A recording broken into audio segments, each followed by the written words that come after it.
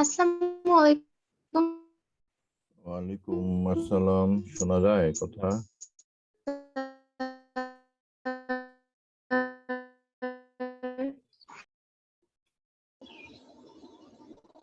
কথা কি পরিষ্কার শোনা যায়? আমি তো তোমাদের কথা শুনতেছি না।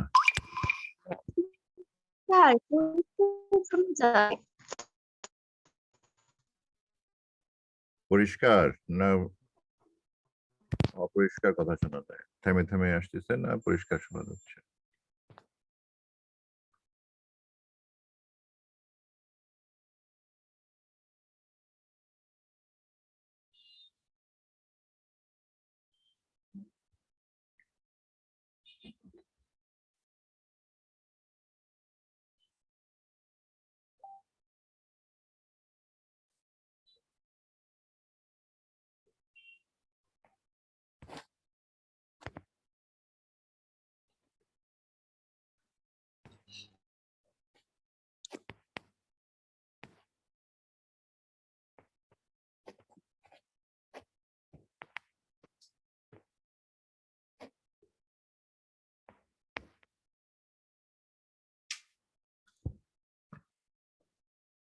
এখনো অ্যাডমিশন চলতেছে ক্লাসে।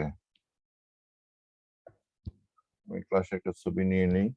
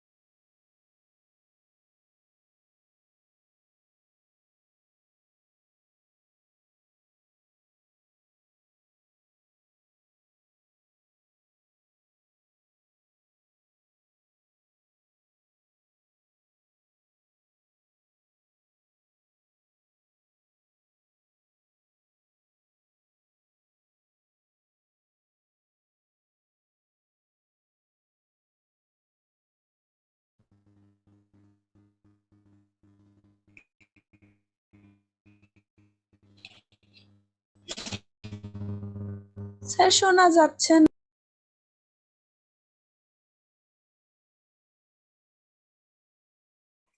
ওকে, থ্যাংক ইউ। এখন শোনা যাচ্ছে? স্যার তো কথা বলছে না, তাই জি স্যার, শোনা যাচ্ছে। জি স্যার।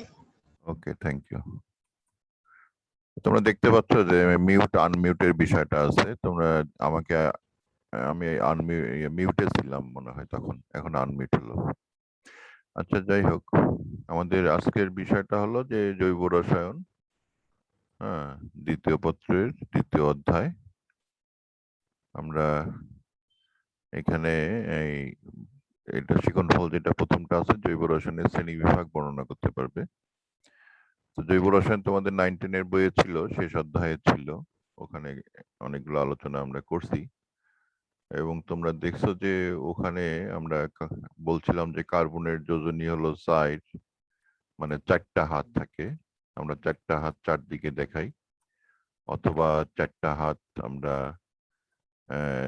3 দিকে দেখাইতে পারি। এইভাবে এক এক দিকে এক একটা করে অন্য মৌল থাকবে, অথবা 4টা হাত আমরা 2 দিকে দেখাতে পারি, 2 ভাবে দেখাইতে পারি 2 দিকে, অথবা কার্বনের 4টা হাতকে আমরা 2 দিকে, একদিকে 3টা একদিকে একটা, এইভাবে দেখাইতে পারি। কিন্তু কার্বনের 4টা হাতকে একই দিকে দেখানো যায় না, এটা লিখে রাখো। এটা অসম্ভব একটা বিষয়। তা কার্বনের 4টা যোজনী সাইড, এই যে 4 যোজনীর আমরা সমযোজনী হিসাবে দেখাই। সমযোজনী 4টা হাত 4 দিকে, 3 দিকে, 2 দিকে, 2 ভাবে। তো এই বিষয়টাকেই আমরা বেশিরভাগ সময় মনে রাখবো এবং সবসময় যখন আমরা সংকেত বানাবো এই 4টা হাত পূরণ করে সংকেত বানাবো। জৈব যৌগের 4টা হাত পূরণ, কার্বনের 4টা হাত 4টা যোজনী পূরণ হবে।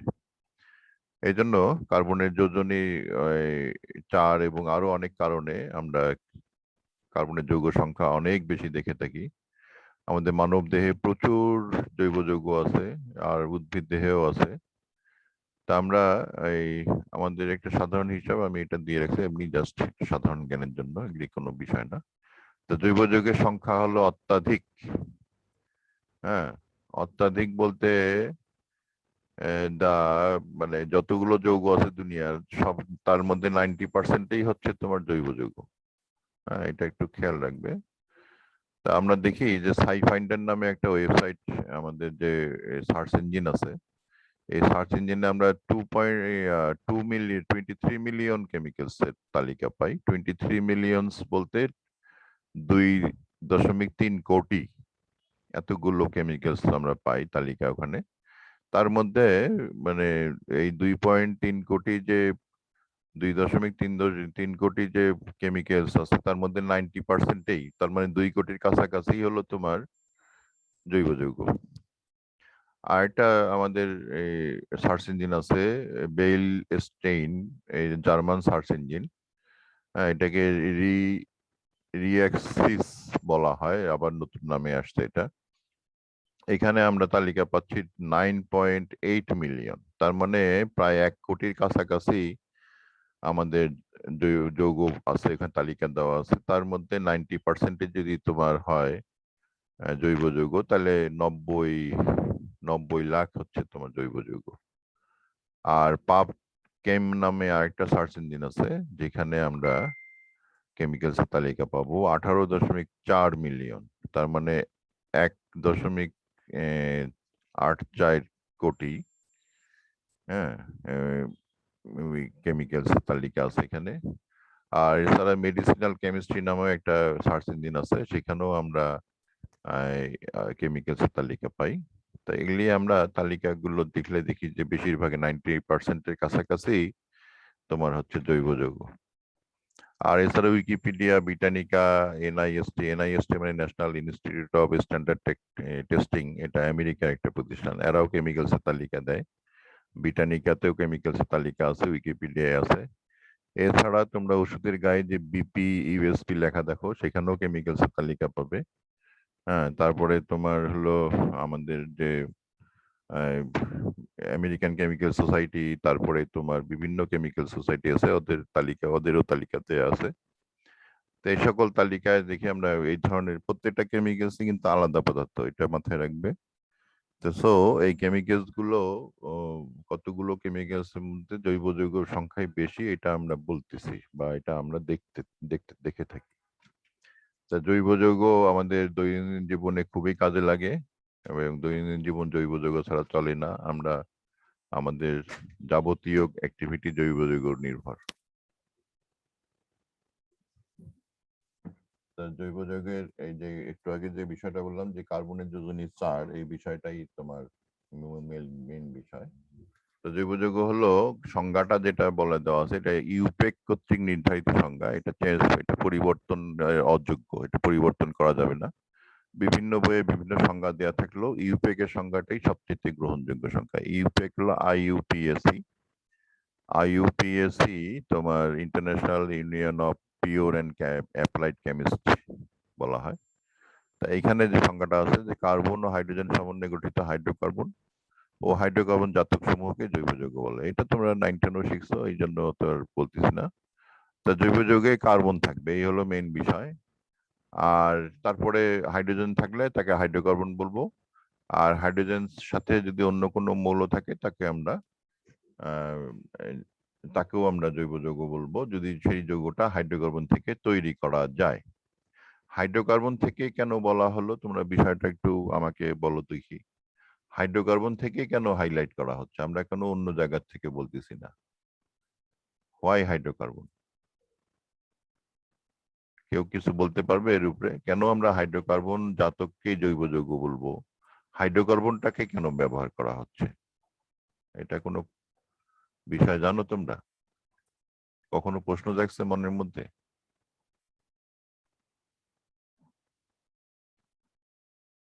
শুনতে পাচ্ছ তোমরা আমার কথা? আনমিউট করে বলো, হাইড্রোকার্বন কেন? আমরা কেন অন্যভাবে সংজ্ঞা, অনেক সংজ্ঞা ছিল, আমরা ওগুলি না নিয়ে আমরা হাইড্রোকার্বন থেকেই বলতেছি। হাইড্রোকার্বন কেন জানো? কারণটা হলো যে আমাদের জৈব যৌগের প্রধান উৎস হলো পেট্রোলিয়াম আর হলো প্রাকৃতিক গ্যাস। প্রাকৃতিক গ্যাসের পরিমাণ খুবই কম, পেট্রোলিয়ামই আমরা প্রধান উৎস হিসাবে ব্যবহার করে থাকি জৈব যৌগের। এই পেট্রোলিয়াম গুলো হলো সব হাইড্রোকার্বন, এই জন্য আমরা হাইড্রোকার্বন জাতক বা হাইড্রোকার্বন জাতক গুলো বলে থাকি। ওখান থেকে বেশিরভাগ তৈরি করা হয় জৈব যৌগ। আর এছাড়া আমাদের জৈব যৌগ উদ্ভিদ জাতীয় প্রাণী থেকে, উদ্ভিদ থেকে পাই আমরা, তা ওগুলি এক্সট্রাক্ট করা হয় ওই সব জায়গা থেকে। হ্যাঁ, আমরা দৈনন্দিন জীবনে ব্যবহার করে থাকি। তাহলে এই বিষয়টাই, তার জৈব যৌগের অধিক হওয়ার কারণটা কি?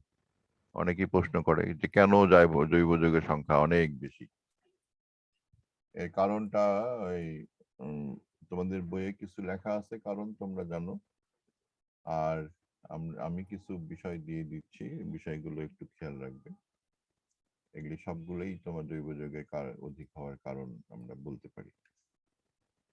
সেই বিষয়গুলো কি কি আমরা একটু দেখি। কার্বনের ক্যাটেনেশন একটা ধর্ম আছে, যেটা অন্য মৌলের ক্ষেত্রে খুব কম হয়, কার্বনের সবচেয়ে বেশি এবং এখানে বেশি দেখা যায়।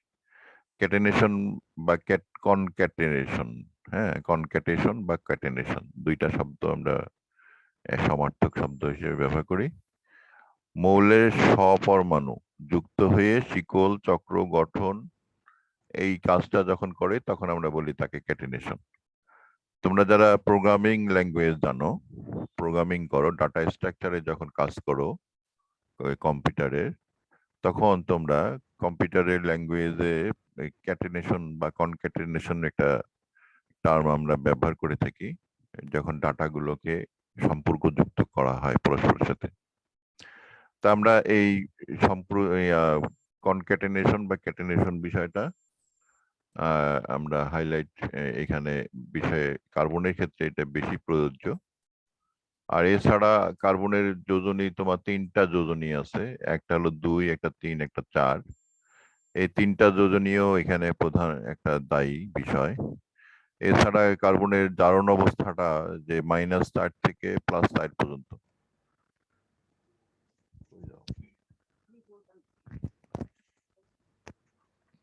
-4 থেকে +4 পর্যন্ত যে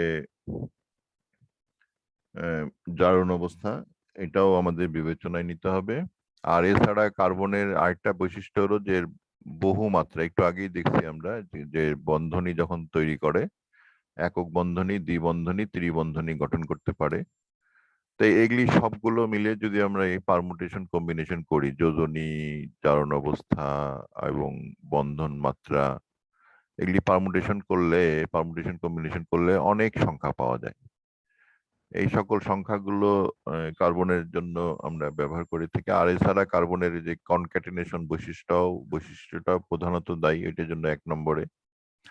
এছাড়া কার্বনের আমরা অবস্থান দেখি পর্যায় সারণী, যেটা মধ্যম অবস্থানে থাকে। তোমরা জানো যে গ্রুপ কত নম্বরে আছে জানো? 4-এর পুরাতন নিয়ম অনুযায়ী 4-এর এতে আছে, আর নতুন নিয়ম অনুযায়ী এটা হলো 4-এর এ হবে কত এখন? 12, 13, 14, 10, 18, 17, 16,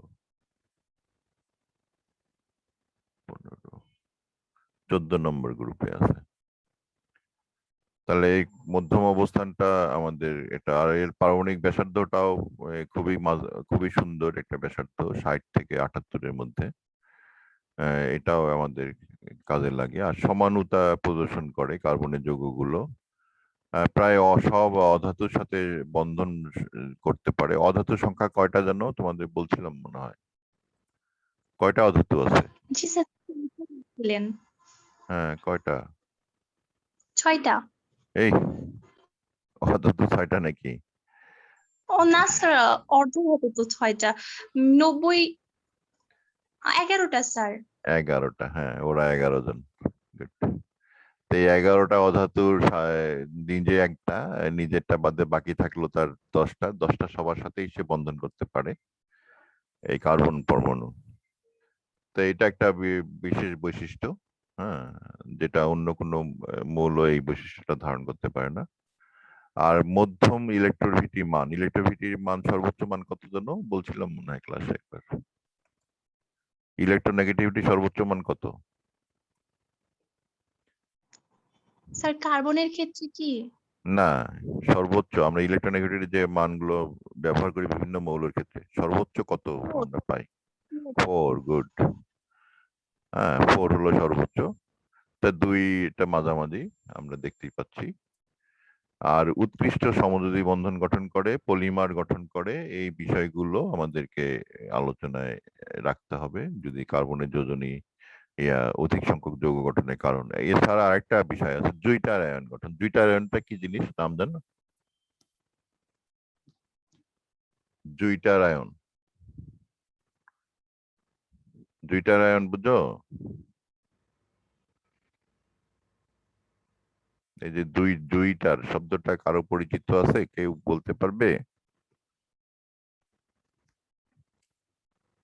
আমাদের বায়োলজিতে এই শব্দটা আছে,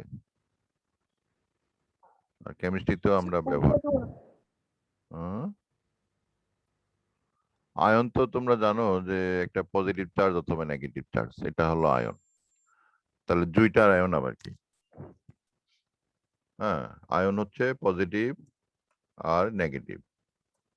আর জুইটার আয়ন হলো একই জিনিসের মধ্যে দুইটা, একটা পজিটিভ সেন্টার একটা নেগেটিভ সেন্টার, পোলার না। জুইটার আয়ন আর পোলারের মধ্যে পার্থক্য হলো জুইটার আয়নে পূর্ণাঙ্গ পজিটিভ নেগেটিভ চার্জ থাকে একই অণুর ভিতরে, আর পোলারের মধ্যে চার্জের পরিমাণটা হয় কম, পূর্ণাঙ্গ না, হ্যাঁ, ভগ্নাংশ হয়। এই পোলার আর জুইটার আয়নের পার্থক্য এটা খাতায় লিখে রাখো, তোমাদের হয়তো একটা প্রশ্ন আসতে পারে এরকম। পোলার আর জুইটার আয়ন আর পোলারের মধ্যে পার্থক্য কি? তা পোলার যদি বলি আমরা, পোলার বললে আমরা বলবো যে পোলার হলো, মনে করো এ আর বি একটা অণুতে আছে, অনেকগুলো মাঝখানে অনেক পরমাণু আছে ধরলাম। এই এ বি এর এই আংশিক পজিটিভ আর আংশিক নেগেটিভ যদি হয় তাকে বলবো পোলার। আর এ আর বি যখন পূর্ণাঙ্গ পজিটিভ নেগেটিভ হবে, হ্যাঁ, এটা পূর্ণাঙ্গ পজিটিভ, এটা পূর্ণাঙ্গ নেগেটিভ, তখন তাকে বলবো জুইটার। এটা হলো পোলার, হ্যাঁ, পোলার। আর যখন আমরা পূর্ণাঙ্গ নেগেটিভ পজিটিভ পাবো তখন তাকে বলবো জুইটার। এটা মনে রেখো, তোমাদের বিভিন্ন জায়গায় জুইটার আয়ন নিয়ে কাজ হবে, আলোচনা হবে। তাহলে পোলার আর জুইটারের মধ্যে এই হলো প্রধান পার্থক্য। তাহলে আমরা এটা বুঝলাম যে জুইটার আয়ন তৈরি করতে পারে, এটা একটা বিশেষ বৈশিষ্ট্য। এছাড়া আরো বিভিন্ন রকম বন্ধন টন্ধন করতে পারে সে, এই কার্বন বা তার যৌগগুলা। এই জন্য আমরা এগুলি এর যৌগ সংখ্যা বেশি। এছাড়া জ্যামিতিক আকৃতি, বিভিন্ন রকম জ্যামিতিক আকৃতি গঠন করতে পারে, ত্রিভুজ, চতুর্ভুজ, পঞ্চভুজ, ষড়ভুজ, বিশাল বিশাল ভুজ গঠন করতে পারে। এছাড়া রৈখিক ত্রিভুজীয় চতুস্তলিকীয় বন্ধন বিন্যাস তার আছে। এই জন্য আমরা এই 17টা পয়েন্ট এখানে আলোচনা করলাম যে বিভিন্ন রকম বৈশিষ্ট্যগুলোর কারণে যৌগ সংখ্যা বেশি। আরেকটা বিষয় আমাদের এখন হাইলাইট করতে হবে, যেহেতু আমরা পার্থক্য পড়বো, শ্রেণী বিভাগ পড়বো আজকে। কার্বনের সাথে থাকতে পারে যদি শুধু হাইড্রোজেন থাকে তখন তাকে বলা হয় হাইড্রোকার্বন। হ্যাঁ, তাহলে হাইড্রোকার্বনের কয়টা হাইড্রোজেন থাকতে পারে? একটা কার্বনের মধ্যে, একটা কার্বনের যোজনী তো 4 জানি।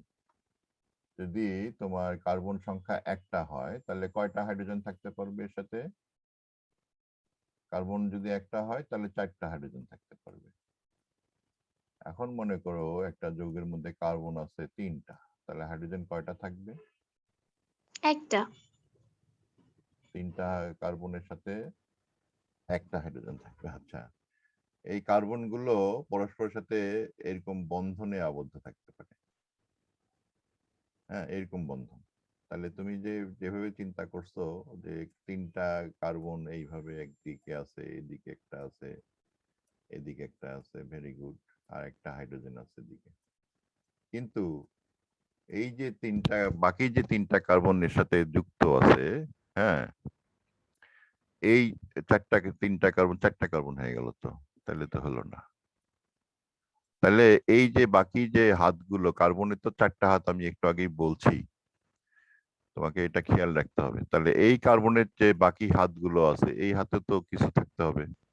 এই কার্বনের একটা হাত আছে, ওখানেও কিছু থাকতে হবে। এই কার্বনের বাকি যে হাত আছে, এখানে কিছু থাকতে হবে। তাহলে এই যদি হাইড্রোকার্বন হয় তাহলে শুধু হাইড্রোজেন থাকবে। তাহলে হাইড্রোজেন যদি আমি আরো এদিকে লাগাই দেই প্রত্যেকটার সাথে, তাহলে কি অবস্থা দাঁড়াচ্ছে বলতো? স্যার তাহলে 8টা হাইড্রোজেন হবে, আট, C3H8। হ্যাঁ, C3H8 হবে। তাহলে এইভাবে তোমাকে চিন্তা করতে হবে যে কার্বনের বন্ধনগুলো কার্বন কার্বন বন্ধন হিসাবে আমরা চিন্তা করব। হাইড্রোজেনের বন্ধন যেহেতু একটাই হয়, এর তো যোজনী এক, এর একটা ছাড়া বুদ্ধি নাই, তো এর পাশে থাকবে। এর ভিতরে কোথাও হাইড্রোজেন মাঝখানে দিয়ে কোনো সংকেত তৈরি করা যাবে না। হ্যাঁ, মনে করো দুই পাশে 2টা কার্বন দিলে এরকম করে অনেকে চিন্তা করতে পারে, কিন্তু কার্বনের হাইড্রোজেনের যোজনী তাহলে 2 হয়ে গেল, হাইড্রোজেনের যোজনীতে 2 হবে না। এই জন্য হাইড্রোজেন কখনো মাঝখানে থাকবে না, ভিতরে থাকবে না। ভিতরে থাকবে শুধু কার্বন গুলো, হাইড্রোজেন গুলো বাইরের দিকে থাকবে। এটা একটু খেয়াল রাখবে। হ্যাঁ, তাহলে আমরা নতুন একটা বিষয় শিখতেছি যে আমার যে আমি যে 3টা কার্বনের কথা বললাম, তুমি বললো 8টা হাইড্রোজেন থাকবে। তাহলে এই কার্বনের যোজনী তো 4, সেই হিসাবে তো আমার 12টা হাইড্রোজেন থাকার দরকার ছিল, তাই না? 3 কার্বনের সাথে 3টা কার্বন যদি থাকে তাহলে হাইড্রোজেন হবে 12টি। এইভাবে কেউ চিন্তা করতে পারে, যেহেতু আমার কার্বনের যোজনী 4, কিন্তু আমার তো কার্বন গুলো তো পরস্পরের সাথে যুক্ত হবে, যুক্ত থাকবে। তো এই যুক্ত থাকার জন্য আমাকে আবার চিন্তা করতে হবে যে হাইড্রোজেন সংখ্যাটা যুক্ত থাকার কারণে কিছু কমে যাবে। তাহলে সর্বোচ্চ যোজনী হলো আমাদের সর্বোচ্চ হবে H, তার বেশি হবে না। তো এটা তোমরা তো সাধারণ নিয়ম তোমরা স্কুলে শিখছো যে CN যদি হয় কার্বন সংখ্যা, হাইড্রোজেন সংখ্যা হবে 2n plus 2, 2n plus 2t। এটা তোমরা স্কুলে শিখছো, স্কুলে তোমাদের সাধারণ সংকেত হিসাবে দেয়া ছিল যে হাইড্রোকার্বনের সাধারণ সংকেত হলো 2n প্লাস 2, n হলো কার্বন সংখ্যা। তাহলে এখন প্রশ্ন দাঁড়াচ্ছে, কার্বনের একটু আগে কিন্তু আমি বলছি যে কার্বনের মাঝে তোমার বন্ধন হতে পারে, একক বন্ধন হতে পারে, দ্বিবন্ধন হতে পারে, ত্রিবন্ধনও হতে পারে। তা আমি যে C3 যে লিখছি, এই C3-তে যদি আমি জানি না যে এখানে ভিতরে কয়টা বন্ধন আছে, একক বন্ধন যদি হয় সবগুলো তাহলে তোমার হাইড্রোজেন সংখ্যা 8টা, ঠিক আছে। কিন্তু এর ভিতরে তো দ্বিবন্ধনও থাকতে পারে, তাহলে হাইড্রোজেন সংখ্যা কত হবে? দ্বিবন্ধন যদি থাকে 6টা হবে। তাহলে হ্যাঁ, C3H6 হয়ে গেল। গুড, ভেরি গুড, চিন্তা ভাবনা চলতেছে। ওকে, তাহলে আমি যদি এর মাঝে ত্রিবন্ধন দিয়ে দিই, আমি কিন্তু এই কথাও বলছি যে ত্রিবন্ধনও হয়, তাহলে হাইড্রোজেন কয়টা থাকবে? 4টা। 4টা, গুড, 4টা। আমি কিন্তু এই কথাও বলছি যে 3টা পরমাণু তোমার চক্র তৈরি করতে পারে। তাহলে চক্র যদি করে তাহলে হাইড্রোজেন কয়টা থাকবে এই এই যৌগটায়? C3H কত হবে? স্যার 6টা হবে। 6টা হবে, গুড। আমি কিন্তু এই বলি নাই যে চক্রের ভিতরে দ্বিবন্ধন ত্রিবন্ধন থাকতে পারবে না, ওটাও থাকতে পারে। যদি দ্বিবন্ধন থাকে তাহলে হাইড্রোজেন কত হবে? 4টা। 4টা, গুড। তাহলে আমরা দেখতে পাচ্ছি, আর যদি ত্রিবন্ধন করে দেই তাহলে হাইড্রোজেন কটা থাকবে? 2টা। তাহলে দেখতে পাচ্ছি যে হাইড্রোকার্বন হওয়ার শর্ত হলো CnH2n+2 থেকে শুরু করে CnH2 পর্যন্ত হইতে পারে। হ্যাঁ, তার মানে সর্বনিম্ন হাইড্রোজেন থাকবে 2টা, আর সর্বোচ্চ হাইড্রোজেন থাকবে হলো 2n+2টি। এই যে বিষয়টি আমাদের একটু খেয়াল রাখতে হবে, কারণ এই বিষয়গুলো তোমাদের বইয়ে আলোচনা নাই। তাহলে আমরা এখান থেকে শিখলাম যে দ্বিবন্ধন হতে পারে, ত্রিবন্ধন হতে পারে, চক্র হতে পারে, কার্বন কার্বন, এগুলি হইলে হাইড্রোজেন সংখ্যা কম বেশি হয়, কিন্তু সর্বোচ্চ হাইড্রোজেন হলো 2n+2টি, আর সর্বনিম্ন হাইড্রোজেন হলো 2টি। তার নিচে হাইড্রোজেন থাকতে পারে না। এখানে একটা মজার বিষয় একটা দেখলাম আমরা, সেটা হলো হাইড্রোজেন সংখ্যা সবসময় জোড় সংখ্যক, বিজোড় সংখ্যক কিন্তু আমরা হাইড্রোজেন এই সব হিসাব নিকাশ করে পাইলাম না। তাহলে আমরা এখানে আমরা বলতে পারি যে হাইড্রোজেন সংখ্যা হিসাব করে আমরা বলতে পারলাম যে n সংখ্যক কার্বন বিশিষ্ট অণুতে সর্বোচ্চ হাইড্রোজেন পরমাণুর সংখ্যা থাকবে 2n+2টি, এবং সর্বনিম্ন হাইড্রোজেন পরমাণুর সংখ্যা হলো 2টি, যেহেতু আমরা হাইড্রোকার্বন বলছি। যদি আমরা হাইড্রোকার্বন না বলতাম তাহলে অন্য কথা ছিল, হাইড্রোকার্বন বলাতে এটা হাইড্রোজেন পরমাণুর সংখ্যা সর্বনিম্ন 2টা দিতে হবে। তাহলে সকল ধরনের হাইড্রোকার্বনগুলোতে হাইড্রোজেন পরমাণু থাকবে জোড় সংখ্যক, কোনো বিজোড় সংখ্যক হাইড্রোজেন থাকবে না। তাহলে n সংখ্যক কার্বন বিশিষ্ট হাইড্রোকার্বনে অণুতে হাইড্রোজেন পরমাণুর সংখ্যা হতে পারে, কার্বনের হতে পারে, সেটা তো আমরা পেলাম। আমরা একটু দেখি যে কয়টা হতে পারে, একটু দেখি। আমি একটু তালিকা করছি তোমাদের বোঝার জন্য, তালিকাটা আমরা একটু আলোচনায় নিয়ে আসি।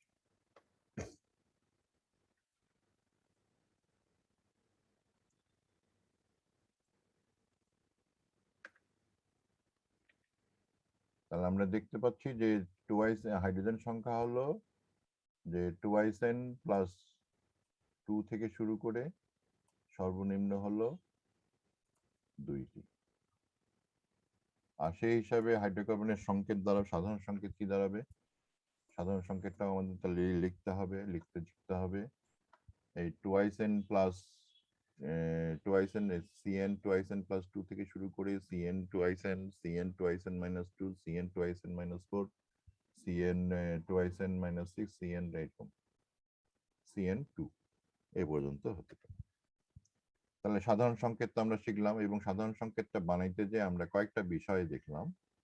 একটা হলো তোমার যোজনী 4 পূরণ করতে হয়, আরটা হলো তোমার হাইড্রোজেন সংখ্যাটা নির্ধারিত রাখতে হয়। এছাড়াও তোমার জৈব যৌগের মধ্যে কার্বন আর হাইড্রোজেন বাদেও তোমার থাকতে পারে অক্সিজেন, নাইট্রোজেন, হ্যালোজেন্স গুলা থাকতে পারে, সালফার, ফসফরাস, বোরন, সিলিকন ইত্যাদি ধাতব মৌলও থাকতে পারে জৈব যৌগে।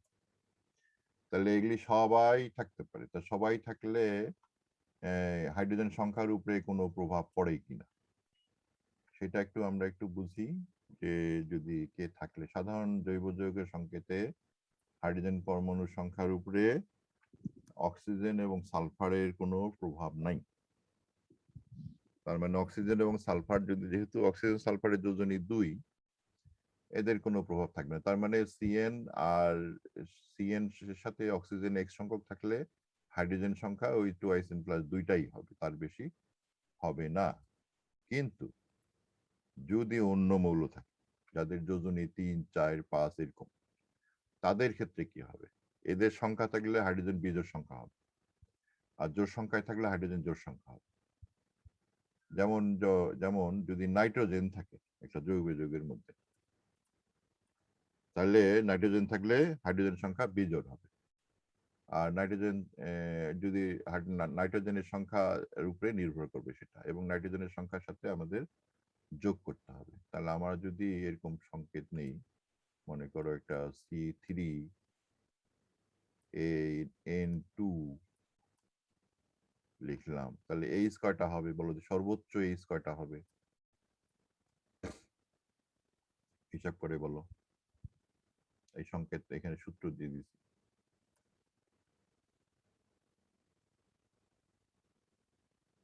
সর্বোচ্চ এইচ কয়টা হবে? C3 এর জন্য সর্বোচ্চ এইচ আমি পাইছিলাম আগে টা হবে এখানে 8টা, আর এখানে আরো 2টা যোগ হবে, তাহলে 10টা হবে। সর্বোচ্চ এইচ হবে 10টা।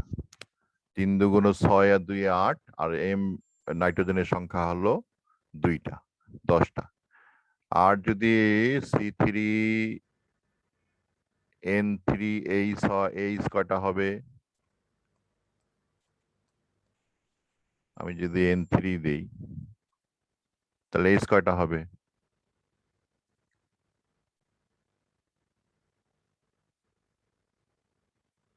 11টা হবে সর্বোচ্চ এইচ। 11 আর এর নিচে হতে পারে 11-র নিচে। সর্বোচ্চ এইচ কয়টা হবে আমরা এই মানে পরমাণুর মৌলের সংখ্যা বলে দিয়ে, মৌলের সংখ্যা জেনে আমরা বলে দিতে পারবো যে সর্বোচ্চ এইচ কয়টা হবে। তাই এইটা একটু তোমাদের খেয়াল রাখতে হবে। আমরা এরকম প্রশ্ন করতে পারি সংকেত দিয়ে যে কতটি হাইড্রোজেন, সর্বোচ্চ হাইড্রোজেন কতটি হবে, বা হাইড্রোজেন কোনটা সঠিক হইলো বলো, এরকম নানান প্রশ্ন করা যেতে পারে। হ্যাঁ, কিছু আমরা এরকম, আর হ্যালোজেন থাকলে হাইড্রোজেন সংখ্যা কমে যায়। হ্যাঁ, তো আমরা দেখলাম যে আমাদের জৈব যৌগের মধ্যে নানান বিষয় থাকে, যোজনী থাকে, মৌল থাকে, দ্বিবন্ধন, ত্রিবন্ধন, একক বন্ধন থাকে, ইত্যাদি বিষয় থাকে। তো এই সকল বিষয়ের উপর ভিত্তি করে আমরা জৈব যৌগকে যে শ্রেণী বিভাগগুলো করা হয়, এগুলির উপরে ভিত্তি করে শ্রেণী বিভাগ চিন্তা করতে হয়। তো জৈব যৌগের শ্রেণী বিভাগ চিন্তা করতে গেলে আমাদের কার্যকরী মূলক ভেদে, কার্যকরী মূলক বলে একটা শব্দ আমরা এখানে শিখবো সামনে। তোমরা নিচে ক্লাসে কিছু শিখে আসছো, আমরা আরো শেখাবো। অনেক কার্যকরী মূলক আছে, আমি তালিকা করে দেখেছি প্রায় 50-60টা কার্যকরী মূলক আমি তালিকা করতে পারছি, এবং আরো আছে। তো কার্যকরী মূলক ভেদে জৈব শ্রেণী বিভাগ হয়, গঠন ভেদে শ্রেণী বিভাগ হয়, বন্ধন মাত্রা ভেদে শ্রেণী বিভাগ হয়, আর উৎস ভেদে শ্রেণী বিভাগ হয়। উৎস মানে কোথায় পাওয়া যায় সেই অনুযায়ী শ্রেণী বিভাগ হয়। তো শ্রেণী বিভাগে নানান ভিত্তি, এই নানান ভিত্তিগুলো তোমাদের বইয়ে যে আলোচনাগুলো আছে সেই আলোচনাগুলোতে এই ভিত্তিগুলো ওইভাবে বলে নাই, সরাসরি তারা শ্রেণী বিভাগ করছে। সো আমরা ভিত্তি অনুযায়ী শ্রেণী বিভাগ চিন্তা করব। যদি কার্যকরী মূলক ভেদে শ্রেণী বিভাগ হয় তাহলে তাকে আমরা বলবো সমগোত্রীয় শ্রেণী। ওটা একটা আলাদা চ্যাপ্টার আছে, আমরা ওখানে শিখবো। আর গঠন ভেদে শ্রেণী বিভাগ যেটা আছে, গঠন ভেদে আমরা মুক্ত শিকল, যুক্ত শিকল একটু আগেই দেখলাম যে বিভিন্ন রকম আমরা সংকেত বানাইতে পারতেছি এই শর্তগুলোর উপর ভিত্তি করে। তো কিছু যৌগ হবে মুক্ত শিকল, কিছু যৌগ হবে যুক্ত শিকল বা বদ্ধ শিকলে আবদ্ধ, চাক্রিক বলা হয়। তা মুক্ত শিকল আবার 2 রকমের আছে, শাখা যুক্ত, পার্শ্ব শিকল যুক্ত। আমি একটু উদাহরণ দিয়ে বুঝাই দিই। মনে করো তোমার হাতে 4টা কার্বন আছে, এই 4টা কার্বনকে আমি কিভাবে সাজাইতে পারি? এটাকে বলা হয় কঙ্কাল কাঠামো। কঙ্কাল কাঠামো বানানো। আমি 4টা কার্বনকে আমি লম্বা শিকলে দিতে পারি। এই যে আমি যদি এখানে চিন্তা করি যে কলম চিন্তা করি একটা, এই কলম ধরলাম 4টা কার্বন পরমাণু একই শিকলে আছে, এটা বলা হবে একটা শিকলে। আর 4টা কার্বনকে আমি এইভাবে লিখতে পারি, এই 2-3টা কার্বন একই দিকে দিয়ে একটা কার্বন এখানে। আর আমি যদি কলম দিয়ে এই কার্বনগুলোকে যদি আটকাইতে চাই, তাহলে দেখা যাবে যে আমি 3টা কার্বনকে একই শিকলে পাচ্ছি, একটা কার্বনের আরেকটা কার্বনের জন্য আমার কলম তুলতে হলো। কলম যদি তুলতে হয় বুঝবো যে কাঠামো আলাদা। যেমন এইখানে যদি আমি 3টা কার্বনকে একটা নেই পেয়ে, একটা রেখাতেই পেয়ে গেলাম, কিন্তু আরেকটা কার্বনকে সংযুক্ত করতে গেলে আমি কলম তুলতে হলো। যখনই কলম তুলতে হবে বুঝবে যে সংকেত আলাদা হয়ে গেছে। তা 4টা কার্বনকে আমি এই 2 ভাবে সাজাইতে পারি। আবার কেউ কেউ এইভাবেও সাজাইতে পারে যে মাঝখানে বন্ধন বাড়াই দিল, বলতে পারে যে আমি এই বন্ধন বাড়াই দিয়ে এক সংকেত বানাবো, দ্বিবন্ধন করে দিয়ে সংকেত বানাবো।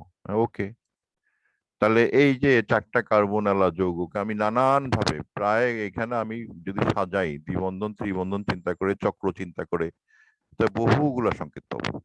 এই বহু সংকেত গুলোর মধ্যে এইটা হলো আমাদের এই যে প্রথম যে বিষয়টা, সরল শিকল, আর এইটা যেটা আমরা পরে যেটা বানাইছি, আর দিস ইজ পার্শ্ব শিকল আলা যৌগ। তাহলে আমরা শিকল ভেদে বিভিন্ন 2 রকম যৌগ পাচ্ছি। তা এই হলো তোমাদের একটু খেয়াল রাখতে হবে বিষয়গুলো, যে আমরা শিকল ভেদে 2 রকম যৌগ, দুইটা শ্রেণী বিভাগ পাচ্ছি। এছাড়া চক্র ভেদেও আমরা শ্রেণী বিভাগ করতে পারি। চক্র ভেদে শ্রেণী বিভাগ হবে তোমার হলো এলিসাইক্লিক আর অ্যারোমেটিক। এলিসাইক্লিক অ্যারোমেটিক মানে যেটা চক্রের মধ্যে কোনো অ্যারোমেটিসিটি নাই সেটাই এলিসাইক্লিক হবে চক্র, কিন্তু চক্র হওয়া লাগবে যৌগটা। আরেকটা চক্র আমরা তৈরি করতে পারি কার্বোচাক্রিক আর বিষমচাক্রিক। এখানে একটু বিষয়টা বুঝি। মনে করো তোমার হাতে ফেনল দেওয়া আছে, হ্যাঁ, এই ফেনলের যে মানে আমরা যে সাপ তাড়ানোর যে ওষুধটা ব্যবহার করি এটা হলো ফেনল, হ্যাঁ, এটা একটা চক্র তৈরি করছে, পাশে ওইস আছে। আমি আবার এই জিনিসটা আমি এইভাবে বানাইতে পারি, এই অক্সিজেনটার মাঝখানে দিয়ে একটা চক্র বানাইতে পারি, আর এখানে একটা CH3 দিতে পারি, হ্যাঁ, এটাও কিন্তু একটা যৌগ হলো। তাহলে এই যৌগে 2টা যৌগ একই সংকেত একই সবকিছু, কিন্তু এইটা হলো বিষমচাক্রিক, মাঝখানে বিষম পরমাণু ঢুকছে, আর এটা হলো কার্বোচাক্রিক, কারণ মাঝখানে এই চক্রের যে পরমাণুগুলো আছে, চক্র যারা তৈরি করেছে তারা কার্বন পরমাণু দিয়ে আবদ্ধ, কার্বন পরমাণুগুলো চক্র তৈরি করেছে। আর এখানে চক্র যারা তৈরি করেছে তার মধ্যে একটা বিষম পরমাণু আছে। এই বিষম কার্বন বাদে অন্য কোনো পরমাণু থাকলে তাকে বলবো আমরা বিষম পরমাণু। তাহলে কার্বোচাক্রিক, দিস ইজ কার্বোচাক্রিক, and that was the heterocyclic বা বিষমচাক্রিক। তা এইভাবে আমরা কার্বোচাক্রিক বিষমচাক্রিক 2টা শ্রেণী বিভাগ করতে পারি জৈব যৌগকে, হ্যাঁ, আবার চাক্রিক যৌগগুলোকে আবার এলিসাইক্লিক অ্যারোমেটিক এই 2 ভাগে ভাগ করতে পারি। আর বন্ধন মাত্রা ভেদে শ্রেণী বিভাগ 2 রকম, একটা হলো সম্পৃক্ত, একটা অসম্পৃক্ত। সম্পৃক্ত গুলোকে আমরা অ্যালকেন বলি, কার্বন কার্বন একক বন্ধন থাকবে, কোনো দ্বিবন্ধন ত্রিবন্ধন থাকবে না। আর অসম্পৃক্তকে আবার 2 ভাগে ভাগ করা হয়েছে, অ্যালকিন আর অ্যালকাইন। অ্যালকিন গুলো কার্বন কার্বন দ্বিবন্ধন যুক্ত, তাদেরকে বলবো অ্যালকিন, আর যাদের মধ্যে কার্বন কার্বন ত্রিবন্ধন আছে তাদেরকে বলবো অ্যালকাইন। আর উৎসভেদে প্রাকৃতিক আর কৃত্রিম 2টা ভাগে ভাগ করা হয়েছে। তা এইটা আমাদের যে 2 নম্বর আর 3 নম্বর যে শ্রেণী বিভাগের যে ভিত্তি, এবং সেই ভিত্তির উপরে যে সকল নামগুলো আছে, এই নামগুলোর উপরে ভিত্তি করে আমরা যৌগকে শ্রেণী বিভাগ করতে পারি। এখন মনে করো একটা যৌগ সংকেত দিলাম আমি এইরকম, হ্যাঁ, এখানে একটা নাইট্রোজেন দিলাম, নাইট্রোজেন দিয়ে আমি এই যৌগটা শ্রেণী বিভাগ করতে চাচ্ছি। এটা কোন শ্রেণীতে পড়ছে? তাহলে আমরা একটু দেখি। এটা কোনো দ্বিবন্ধন